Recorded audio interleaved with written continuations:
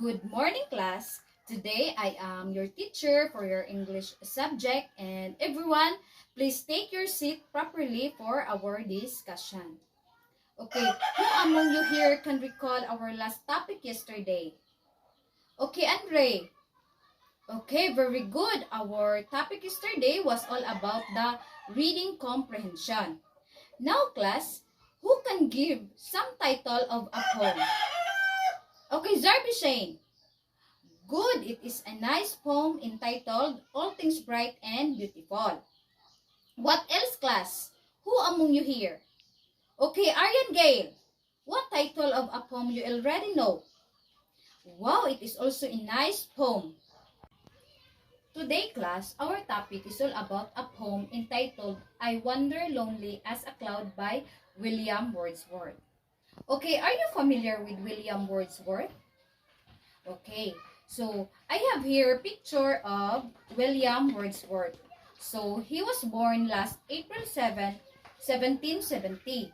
He was a major English romantic poet who, with Samuel Taylor Coleridge, helped to launch the Romantic Age in English literature with the 1798 joint publication Lyriad in Ballads. So he died by aggravating a case of pleurisy on April 23, 1850, and was buried at St. Oswald's Church in Grasmere. His widow, Mary, published his lengthy autobiographical poem to Coleridge as the prelude several months after his death. Now, class, I want you to read a poem aloud with feelings and emotions because it is important of a poetry that meant to be heard. To point out the structure of the poem, the rhyme of the scheme, the elements used, meter, and etc. And it is important to note and to determine the structure of the poem in order for us to understand and appreciate it completely. So this is the poem, class.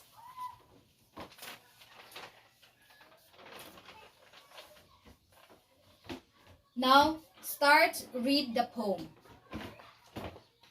Okay, did you understand the poem? Okay, class, what comes into your mind when you hear the word wonder? Okay, Arya. Okay, can you give me some examples of the figurative language you encountered as you read the poem?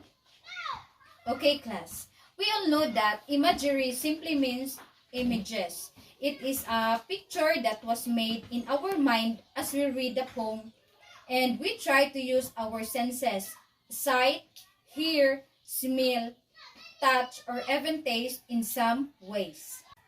Now, let us start the first stanza. So, in this stanza, more images was created in our mind as we encounter this part that floats over valleys and hills where the author was wonders as well as the golden daffodils. So, we use our sense of feeling when the speaker feels the bridge. So, we also use the sense of smell in the sense of the golden daffodils.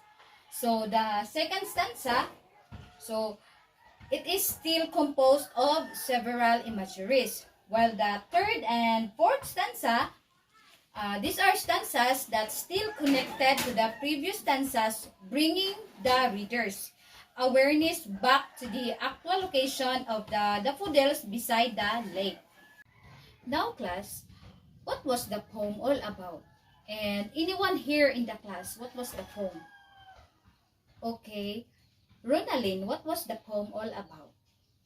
Okay, very good.